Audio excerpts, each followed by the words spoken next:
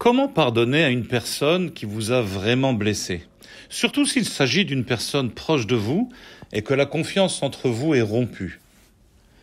Ce qui est important de comprendre est que le pardon n'est pas une action unique qui commence et se termine hâtivement.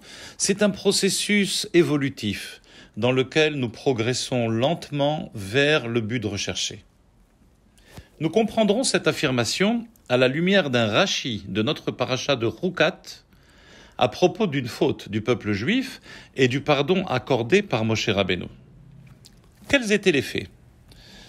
Lorsqu'Israël a parlé contre Dieu et Moshe, « Pourquoi nous avez-vous fait monter d'Égypte pour mourir dans le désert? Il n'y a ni pain ni eau et nous sommes écœurés par ce pain pitoyable. » Alors Dieu envoya contre le peuple des serpents venimeux qui attaquèrent les Juifs dans le désert, et un peuple nombreux mourut. Puis le peuple vint chez Moshe et dit « Nous avons fauté, car nous avons parlé contre l'Éternel et contre toi. Prie Dieu pour qu'il éloigne de nous le serpent. » Et Moshe pria en faveur du peuple. Vaïtpalel Moshe be'adam. Rashi relève l'attitude de Moshe qui a prié en faveur du peuple et déclare « Mikan lemi shemevakshim mimenu mechila shelo yehe achzari limchol. » D'ici nous apprenons qu'il ne faut pas rester sans cœur et pardonner à ceux qui te le demandent.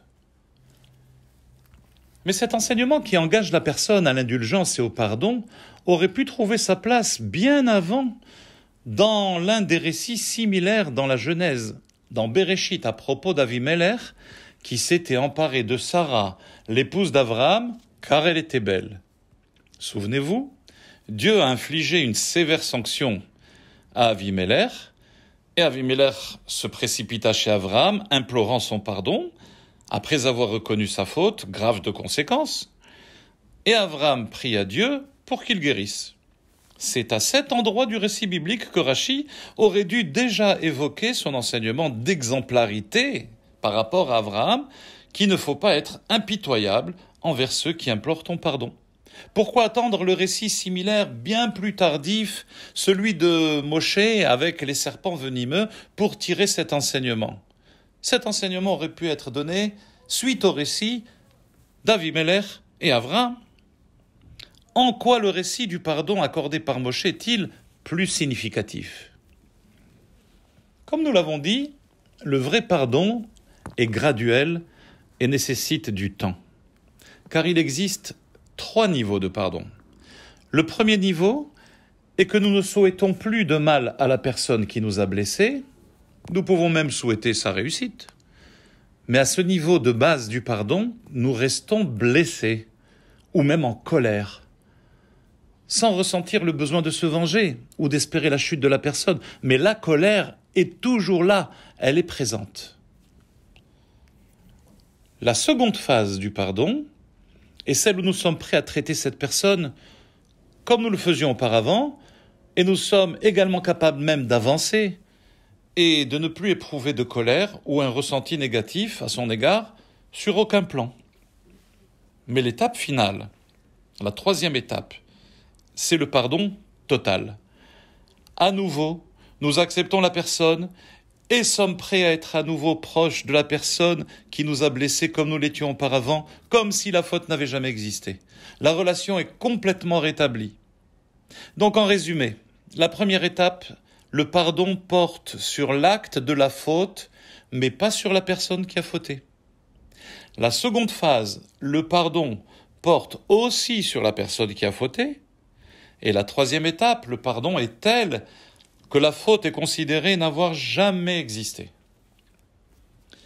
Donc l'histoire d'Avraham et d'Avimelech, le pardon n'a porté que sur le premier niveau. Comme il est dit, « Vaïtpalel Avraham el Elokim, vaïrpa Elokim et Avimelech » Et Avraham prie à l'Éternel, et l'Éternel guérit Avimelech. La prière d'Avraham a éliminé la sanction infligée à Avimelech, c'est le premier niveau de pardon. Il n'y a ni le second niveau, ni le 3e niveau. Avimelech a été guéri. Et on tourne la page.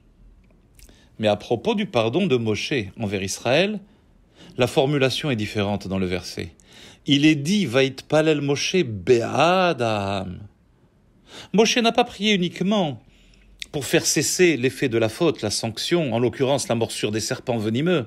Sa prière exprimait l'amour porté sur le peuple, afin que sa relation avec le peuple redevienne celle qu'elle était auparavant, si la faute n'avait jamais existé. Et c'est ce que Rashi évoque dans son commentaire, lorsqu'il dit « She'amochel lo yeh achzari limchol ».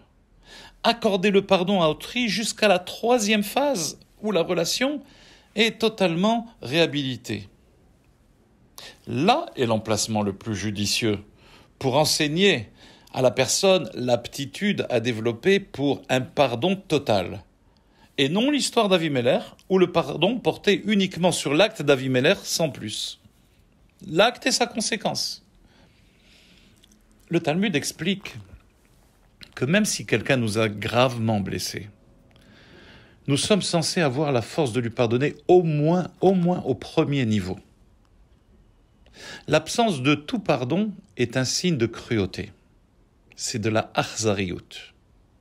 Le désir de vengeance indique un défaut de personnalité qui nécessite une véritable remise en cause de la personne.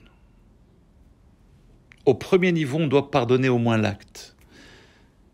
Second niveau, la forme de pardon qui est plus difficile à accorder est celui où nous devons cesser d'être en colère, ou nous sentir blessés, si nous avons été trahis. Alors nous aurons effectivement besoin de temps.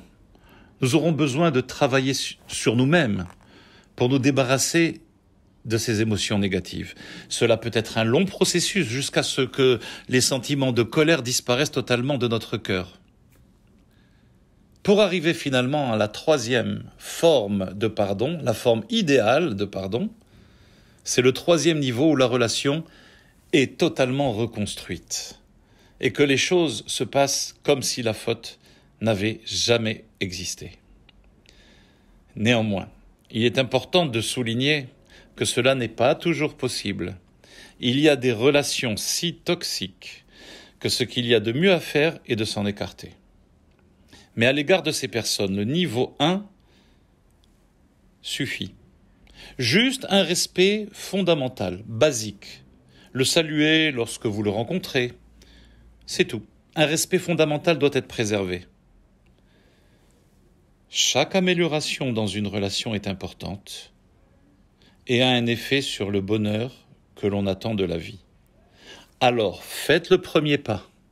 Maintenant. Shabbat Shalom.